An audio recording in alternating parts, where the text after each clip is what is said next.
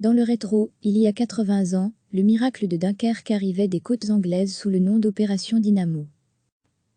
La déroute nom de code, Opération Dynamo. Une entreprise gigantesque. Désespérée et dans l'urgence.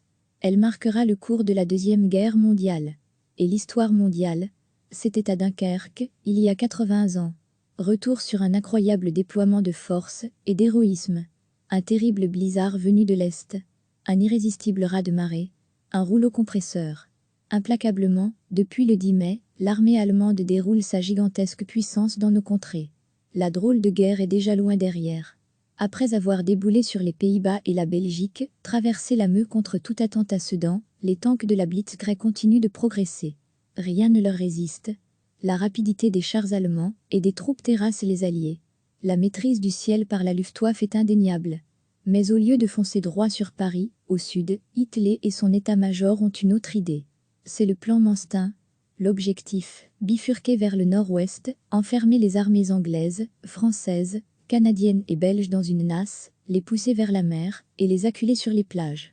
La déroute est totale, malgré de vaines tentatives pour freiner l'inexorable avancée allemande, comme la bataille de Hanu ou de Gendrin, la première bataille de tanks de l'histoire, ou la bravoure des chars de Gaulle à Montcornet, N, la situation est critique. La bataille de France tourne au fiasco. Le 20 mai, Guderian et ses redoutables tanks arrivent à Abbeville, Somme, et atteignent la Manche. Extrait du discours d'Emmanuel Macron à Montcornet, N, le 17 mai 2020, les différents corps d'armées alliés se retrouvent piégés. 400 000 hommes, encerclés par l'armée allemande dans une zone qui rétrécit chaque jour. Calais résistera avec vaillance, mais devra s'incliner. Lille aussi, qui avec le général Molinier et ses 40 000 hommes, qui tiendra tête à plus de 100 000 Allemands du 25 au 31 mai. Le 28 mai, l'espace s'est réduit comme peau de chagrin.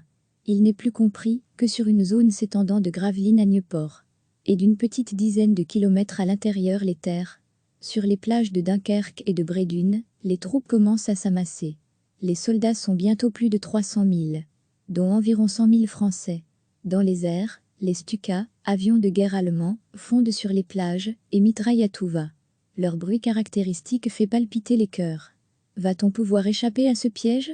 Le 22 mai, Churchill a décidé d'évacuer ses troupes de l'Hexagone. On ne contre-attaquera pas. On opte pour le rembarquement. Le nom de l'opération sera Dynamo. Pourquoi un tel nom? Selon Lucien Deillan, responsable du musée Dunkerque 1940 Opération Dynamo, cité par le Parisien.fr, les Anglais ont préparé l'opération dans le fort de Douvres, dans la salle des Dynamos. L'Anglais, amateur de cigares et de whisky, rassure ses homologues, le Français Reynaud et le Belge Pierlot. Les Britanniques ne les laisseront pas tomber. Mais en attendant, il faut tenir. Tenir bon. De plus, les divisions allemandes semblent marquer un coup d'arrêt. Du côté de Gravelines, juste aux abords de Dunkerque, ordre est donné de ne pas avancer. 2-3 jours de répit. Du 24 au 27 mai. Pourquoi? Différentes hypothèses sont encore sur la table. Une volonté de l'homme fort du Reich de mettre en valeur Göring et son aviation? Il y a aussi cette idée qu'Hitler aurait pu privilégier de laisser une possibilité à la négociation avec les Britanniques. Bien que ses succès de ce printemps 40 aient été fulgurants et même au-delà de ses espérances, anéantir l'armée anglaise aurait tué toute possibilité de négociation et une humiliation braqué l'opinion publique mondiale, dont celle des États-Unis, qu'Hitler ne voulait pas voir entrer en guerre. Or il y a en Grande-Bretagne des partisans d'une capitulation. De plus, le moral des Français et des Belges, en chute libre, ne tient plus qu'à un fil. D'autres émettent l'idée que ce sont des généraux, comme von Rundstedt, qui auraient préféré temporiser, par crainte d'une contre-attaque alliée sur les flancs. Quoi qu'il en soit, pour que l'espoir continue d'exister chez les Alliés, il faut résister. Pendant que les hommes se dirigent vers la côte orientale de Dunkerque, sur les côtés de l'espace encore libre, les troupes anglaises, belges, canadiennes et surtout françaises tiennent tête à l'armée du Reich. Du moins, elles l'empêchent de déferler sur les plages. Mais les Stuka et les bombardements reprennent de plus belle. Le 28 mai, Churchill rassemble son gouvernement. Plus question de minimiser la catastrophe. Cité par Max Gallo, le farouche partisan d'une résistance sans compromis racontera par la suite. Nous étions peut-être 25 autour de la table. Je leur ai décrit le cours des événements en leur expliquant franchement où nous en sommes et en leur exposant tout ce qui était en jeu. Après quoi, j'ai ajouté incidemment, bien entendu, quoi qu'il arrive à Dunkerque, nous poursuivrons le combat. À ces paroles, Churchill est surpris. S'attendant à quelques levées de boucliers ou des objections, les politiques font bloc. Beaucoup d'entre eux ont semblé quitter la table d'un bond pour accourir jusqu'à mon fauteuil, en poussant des exclamations et en me donnant des tapes dans le dos. Londres résistera et ne laissera pas tomber ses soldats. Cependant, la tâche est ardue. Comment évacuer une telle quantité d'hommes en si peu de temps, tout ça sur fond de bombardements allemands, sur terre et sur mer? Point d'interrogation, les moyens sont limités. De plus, la configuration des plages et leur pente douce ne permet pas l'approche de ces gros bateaux, comme des destroyers, sur le rivage. Outre l'usage de la jetée du port oriental de Dunkerque, les 2/3 des troupes embarqueront par ce biais, il faut donc de plus petites embarcations pour espérer secourir les boys au plus près des plages et faire ainsi la navette vers les destroyers. La noria des Little Ships va alors s'organiser.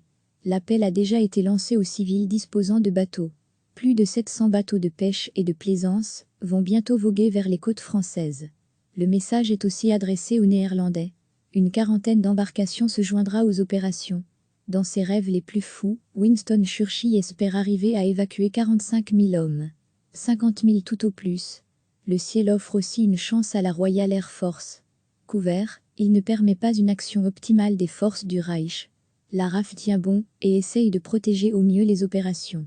L'armée de l'air britannique a revendiqué la destruction de 262 appareils de la Luftwaffe au-dessus de Dunkerque. La RAF ont quant à elle perdu 177 avions entre le 26 mai et le 3 juin. Sur place, des dizaines de files de soldats se forment. Les destroyers surveillent et protègent le balai de la noria de bateaux. Le général Ramsay fait face à un défi technique et logistique hors du commun. L'embarquement s'organise. Souvent dans la cohue. Des officiers anglais privilégient l'embarquement de leurs troupes. Des heurts éclatent entre Français et Britanniques. Churchill maintient, insiste et tape sur le clou. Il faut embarquer bras dessus, bras dessous.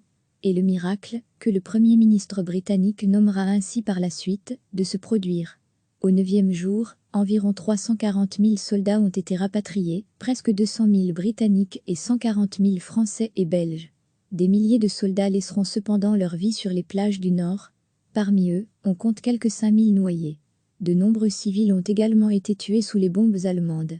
Extrait des actualités britanniques de l'époque, le 4 juin, vers 9 h, les troupes allemandes prennent les plages. L'arrière-garde et les derniers défenseurs, pour la plupart français, sont capturés. On estime qu'un soldat allié sur 7 sera fait prisonnier de guerre. Beaucoup se retrouveront en Allemagne et durent travailler pour le Reich durant 5 ans. Chez les partisans de la capitulation, en France, l'épisode laissera néanmoins un goût amer. Pour les Pétain, Weygand et autres Darlan, les Anglais les ont abandonnés dans la défense du territoire hexagonal. Ils n'en seront que plus convaincus que la défaite française est inévitable. D'autres, comme De Gaulle ou Reynaud, ne laissent pas tomber les bras. La lutte continue. Bientôt le gouvernement quittera Paris pour les bords de Loire, puis Bordeaux. L'armistice sera néanmoins bientôt signé, le 22 juin. De l'abîme à l'espérance sous-titrait l'historien Max Gallo, dans son livre consacré à l'année 1940. La situation est ainsi résumée. Le retour des soldats en Grande-Bretagne se fait dans l'euphorie. La foule leur fait un triomphe. L'armée anglaise secourue, les Britanniques doivent maintenant se préparer à défendre leur île. Mais Churchill et son flegmatique peuple le savent à présent, ce ne sera pas une mince affaire. Les guerres ne se gagnent pas en évacuant, martèle le Premier ministre. Le 4 juin, le Britannique prononcera devant les parlementaires son discours resté célèbre. Nous nous battrons sur les plages, nous nous battrons sur les terrains de débarquement, nous nous battrons dans les champs et dans les rues, nous nous battrons dans les collines, nous ne nous rendrons jamais. Bientôt commencera la bataille d'Angleterre. Les sujets de Sa Majesté souffriront. La Royal Army souffrira. Grâce aux radars, qui permettent de cibler et de contrecarrer les déplacements d'avions ennemis, elle tiendra cependant. Les nazis croiront des forces aériennes anglaises beaucoup plus nombreuses qu'elles ne le sont réellement. Pourtant exsangue à la fin de la bataille d'Angleterre, la RAF échappera à l'anéantissement. Göring, le maître de la Luftwaffe, choisissant plutôt de continuer ses actions sur les bombardements et la terreur qu'il suscite dans la population. C'est le Blitz. Contrairement à ce que pense le commandant en chef nazi, le bruit et la fureur ne provoquent que l'effet inverse. Le peuple se terra dans les abris. Les bombes raseront Coventry, pleuvront sur Londres. Le peuple, dans les ruines, apparaît plus uni que jamais. Autour de Churchill, il résistera. Bientôt, Hitler s'attaquera à l'URSS. Quand elle tombera, le Royaume-Uni, alors seul sur son île, courbera l'échine, pense-t-il. La bataille d'Angleterre est terminée. Le Blitz s'affaiblit au début de l'hiver 41. Sans Dunkerque, il n'y aurait pas eu le 6 juin 44, dira plus tard le prince Charles d'Angleterre, cité par Libération. Pour les pays du Commonwealth, la bataille des Dunkerque est primordiale pour la suite de la guerre. Minimisée à l'époque en France par les futurs vichistes, nous l'avons vu, elle a depuis fait l'objet d'une petite dizaine de films. Dunkerque, 1958 et 2017, Week-end à Zuidcote, 1964, ou encore Les Heures sombres, 2017, plonge les spectateurs dans cette opération Dynamo. Extrait étourdissant du film Reviens-moi, Atonement, de Joe Hering en 2007, le réalisateur français Henri Verneuil réalise une superproduction, style rare en France, sur le thème en 1964. On y voit des soldats français campés par Jean-Paul Belmondo, Jean-Pierre Mariel, ou encore Pierre Mondy en proie aux événements. Des scènes du film, encore très impressionnants aujourd'hui, furent tournées sur les plages mêmes de la bataille de Dunkerque, à Brédune. Week-end à Zuidcote, bande-annonce, destinée à l'Italie, du film d'Henri Verneuil, 1964. Tout récemment, 2 productions anglo-saxonnes ont traité de cet épisode de la guerre. Dunkerque, de Christopher Nolan, et Les Heures sombres de Joe Hering. Et nous font revenir à ce critique printemps 1940 pour le premier, sur le terrain de l'action militaire, pour le deuxième, dans le champ politique aux côtés du Premier ministre britannique. Gary Oldman, méconnaissable, campe un Premier ministre, qui essayera de convaincre le monde politique, et le roi George vit tirer du bien fondé de sa ténacité. Dans le film de Nolan, c'est l'approche immersive dans l'action qui est privilégiée. Sur terre, sur mer et dans les airs, le danger et le combat sont partout. Bien que le fond ne soit pas d'une rigueur historique irréprochable, notamment sur le rôle prépondérant des Français dans le film de Nolan, tout comme on peut le lire dans cet article paru sur le site des Inrocks ou sur les pérégrinations de Churchill dans le métro londonien, comme chez Hering, ces films nous permettent de mettre en lumière ce fait déterminant de la Deuxième Guerre mondiale, synonyme de défaite militaire, mais de victoire tactique décisive, d'abnégation, de courage de bien des acteurs qui y ont participé. Et encore aujourd'hui, sur le sable de Dunkerque, des traces que Dynamo, pour certains historiens le plus grand rembarquement de l'histoire militaire, a laissé à jamais. Nom de code, Opération Dynamo. Une entreprise gigantesque. Désespérée et dans l'urgence. Elle marquera le cours de la Deuxième Guerre mondiale.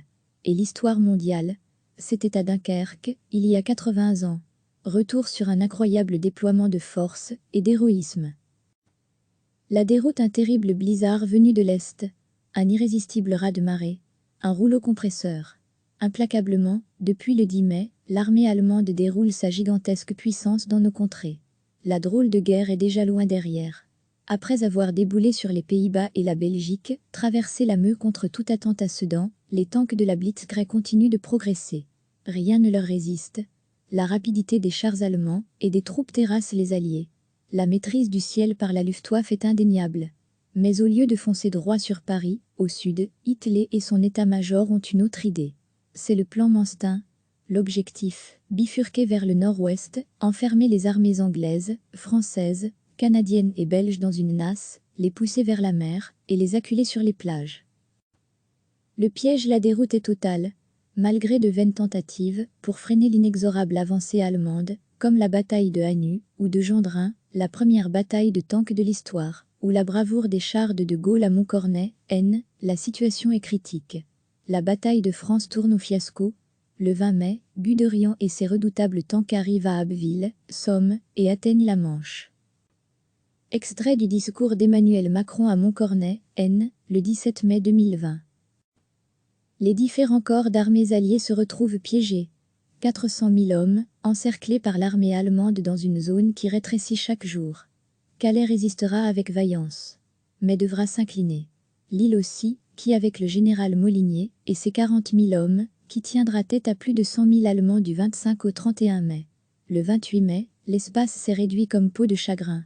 Il n'est plus compris que sur une zone s'étendant de Gravelines à Nieuport, et d'une petite dizaine de kilomètres à l'intérieur les terres. Sur les plages de Dunkerque et de Brédune, les troupes commencent à s'amasser. Les soldats sont bientôt plus de 300 000, dont environ 100 000 Français. Dans les airs, les Stuka, avions de guerre allemands, fondent sur les plages et mitraillent à tout va. Leur bruit caractéristique fait palpiter les cœurs. Va-t-on pouvoir échapper à ce piège ? Le 22 mai, Churchill a décidé d'évacuer ses troupes de l'Hexagone. On ne contre-attaquera pas. On opte pour le rembarquement. Le nom de l'opération sera Dynamo. Pourquoi un tel nom? Selon Lucien Deillan, responsable du musée Dunkerque 1940 Opération Dynamo, cité par le Parisien.fr, les Anglais ont préparé l'opération dans le fort de Douvres, dans la salle des Dynamos. L'Anglais, amateur de cigares et de whisky, rassure ses homologues, le Français Reynaud et le Belge Pierlot. Les Britanniques ne les laisseront pas tomber. Mais en attendant, il faut tenir. Tenir bon. L'urgence de plus, les divisions allemandes semblent marquer un coup d'arrêt. Du côté de Gravelines, juste aux abords de Dunkerque, ordre est donné de ne pas avancer. 2-3 jours de répit. Du 24 au 27 mai. Pourquoi? Différentes hypothèses sont encore sur la table. Une volonté de l'homme fort du Reich de mettre en valeur Göring et son aviation? Il y a aussi cette idée qu'Hitler aurait pu privilégier de laisser une possibilité à la négociation avec les Britanniques. Bien que ses succès de ce printemps 40 aient été fulgurants et même au-delà de ses espérances, anéantir l'armée anglaise aurait tué toute possibilité de négociation et une humiliation braqué l'opinion publique mondiale, dont celle des États-Unis, qu'Hitler ne voulait pas voir entrer en guerre. Or il y a en Grande-Bretagne des partisans d'une capitulation. De plus, le moral des Français et des Belges, en chute libre, ne tient plus qu'à un fil. D'autres émettent l'idée que ce sont des généraux, comme von Rundstedt, qui auraient préféré temporiser, par crainte d'une contre-attaque alliée sur les flancs. Quoi qu'il en soit, pour que l'espoir continue d'exister chez les Alliés, il faut résister. Pendant que les hommes se dirigent vers la côte orientale de Dunkerque, sur les côtés de l'espace encore libre, les troupes anglaises, belges, canadiennes et surtout françaises tiennent tête à l'armée du Reich. Du moins, elles l'empêchent de déferler sur les plages. Mais les Stukas et les bombardements reprennent de plus belle. L'appel le 28 mai, Churchill rassemble son gouvernement. Plus question de minimiser la catastrophe. Cité par Max Gallo, le farouche partisan d'une résistance sans compromis racontera par la suite. Nous étions peut-être 25 autour de la table. Je leur ai décrit le cours des événements en leur expliquant franchement où nous en sommes, et en leur exposant tout ce qui était en jeu. Après quoi, j'ai ajouté incidemment, bien entendu, quoi qu'il arrive à Dunkerque, nous poursuivrons le combat. À ces paroles, Churchill est surpris. S'attendant à quelques levées de boucliers ou des objections, les politiques font bloc. Beaucoup d'entre eux ont semblé quitter la table d'un bond, pour accourir jusqu'à mon fauteuil, en poussant des exclamations, et en me donnant des tapes dans le dos. Londres résistera, et ne laissera pas tomber ses soldats. Cependant, la tâche est ardue. Comment évacuer une telle quantité d'hommes en si peu de temps, tout ça sur fond de bombardements allemands, sur terre et sur mer? Point d'interrogation, les moyens sont limités. De plus, la configuration des plages, et leur pente douce, ne permet pas l'approche de ces gros bateaux, comme des destroyers, sur le rivage.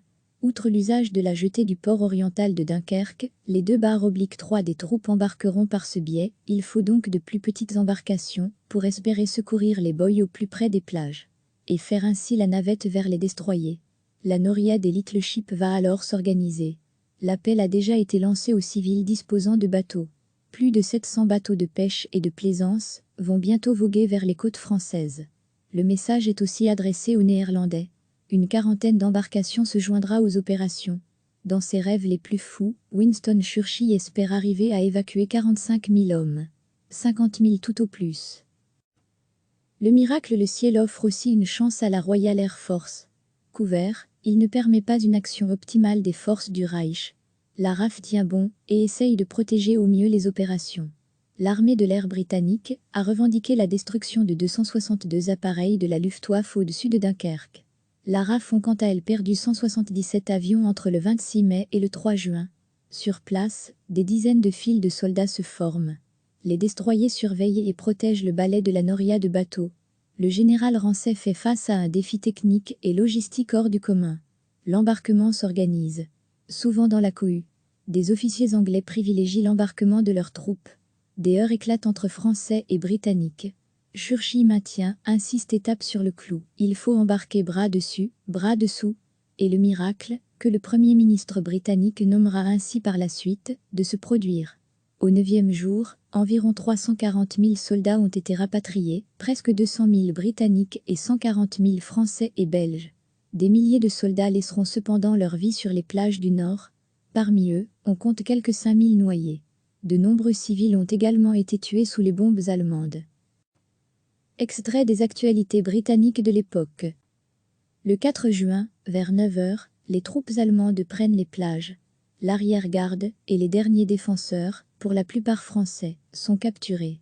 On estime qu'un soldat allié sur 7 sera fait prisonnier de guerre. Beaucoup se retrouveront en Allemagne et durent travailler pour le Reich durant 5 ans. Chez les partisans de la capitulation, en France, l'épisode laissera néanmoins un goût amer. Pour les Pétain, Weygand et autres Darlan, les Anglais les ont abandonnés dans la défense du territoire hexagonal. Ils n'en seront que plus convaincus que la défaite française est inévitable. D'autres, comme de Gaulle ou Reynaud, ne laissent pas tomber les bras. La lutte continue. Bientôt le gouvernement quittera Paris pour les bords de Loire, puis Bordeaux. L'armistice sera néanmoins bientôt signé, le 22 juin. La lutte de l'abîme à l'espérance sous-titrait l'historien Max Gallo, dans son livre consacré à l'année 1940. La situation est ainsi résumée. Le retour des soldats en Grande-Bretagne se fait dans l'euphorie. La foule leur fait un triomphe. L'armée anglaise secourue, les Britanniques doivent maintenant se préparer à défendre leur île. Mais Churchill et son flegmatique peuple le savent à présent, ce ne sera pas une mince affaire. Les guerres ne se gagnent pas en évacuant, martèle le Premier ministre. Le 4 juin, le Britannique prononcera devant les parlementaires son discours resté célèbre. « Nous nous battrons sur les plages, nous nous battrons sur les terrains de débarquement, nous nous battrons dans les champs et dans les rues, nous nous battrons dans les collines, nous ne nous rendrons jamais. » Bientôt commencera la bataille d'Angleterre. Les sujets de Sa Majesté souffriront. La Royal Army souffrira. Grâce aux radars, qui permettent de cibler et de contrecarrer les déplacements d'avions ennemis, elle tiendra cependant. Les nazis croiront des forces aériennes anglaises beaucoup plus nombreuses qu'elles ne le sont réellement. Pourtant exsangue à la fin de la bataille d'Angleterre, la RAF échappera à l'anéantissement. Göring, le maître de la Luftwaffe, choisissant plutôt de continuer ses actions sur les bombardements et la terreur qu'il suscite dans la population. C'est le Blitz. Contrairement à ce que pense le commandant en chef nazi, le bruit et la fureur ne provoquent que l'effet inverse. Le peuple se terrera dans les abris. Les bombes raseront Coventry, pleuvront sur Londres. Le peuple, dans les ruines, apparaît plus uni que jamais. Autour de Churchill, il résistera. Bientôt, Hitler s'attaquera à l'URSS. Quand elle tombera, le Royaume-Uni, alors seul sur son île, courbera l'échine, pense-t-il. La bataille d'Angleterre est terminée. Le Blitz s'affaiblit au début de l'hiver 41. Postérité et cinéma sans Dunkerque, il n'y aurait pas eu le 6 juin 44, dira plus tard le prince Charles d'Angleterre, cité par Libération. Pour les pays du Commonwealth, la bataille des Dunkerque est primordiale pour la suite de la guerre. Minimisée à l'époque en France par les futurs vichistes, nous l'avons vu, elle a depuis fait l'objet d'une petite dizaine de films. Dunkerque, 1958 et 2017, Week-end à Zuidcote, 1964, ou encore Les Heures sombres, 2017, plonge les spectateurs dans cette opération dynamo. Extrait étourdissant du film Reviens-moi, Atonement, de Joe Herrig en 2007. Le réalisateur français Henri Verneuil réalise une superproduction, style rare en France, sur le thème en 1964. On y voit des soldats français campés par Jean-Paul Belmondo, Jean-Pierre Mariel, ou encore Pierre Mondy en proie aux événements. Des scènes du film, encore très impressionnants aujourd'hui, furent tournées sur les plages mêmes de la bataille de Dunkerque, à Brédune. Week-end à Zuidcote, bande-annonce, destinée à l'Italie, du film d'Henri Verneuil, 1964, 2 points. Tout récemment, 2 productions anglo-saxonnes ont traité de cet épisode de la guerre. Dunkerque, de Christopher Nolan, et Les Heures sombres de Joe Herrig. Et nous font revenir à ce critique printemps 1940 pour le premier, sur le terrain de l'action militaire, pour le deuxième, dans le champ politique aux côtés du Premier ministre britannique. Gary Oldman, méconnaissable, campe un Premier ministre, qui essayera de convaincre le monde politique, et le roi George vit tirer du bien fondé de sa ténacité. Dans le film de Nolan, c'est l'approche immersive dans l'action qui est privilégiée. Sur terre, sur mer et dans les airs, le danger et le combat sont partout. Bande-annonce de Dunkerque de Christopher Nolan.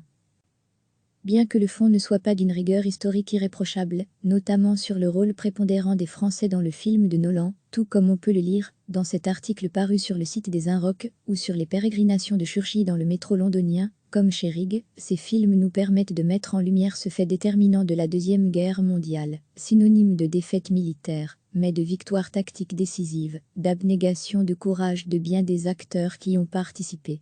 Et encore aujourd'hui, sur le sable de Dunkerque, des traces que Dynamo, pour certains historiens le plus grand rembarquement de l'histoire militaire, a laissé à jamais. Cliquez sur s'abonner pour recevoir les dernières nouvelles.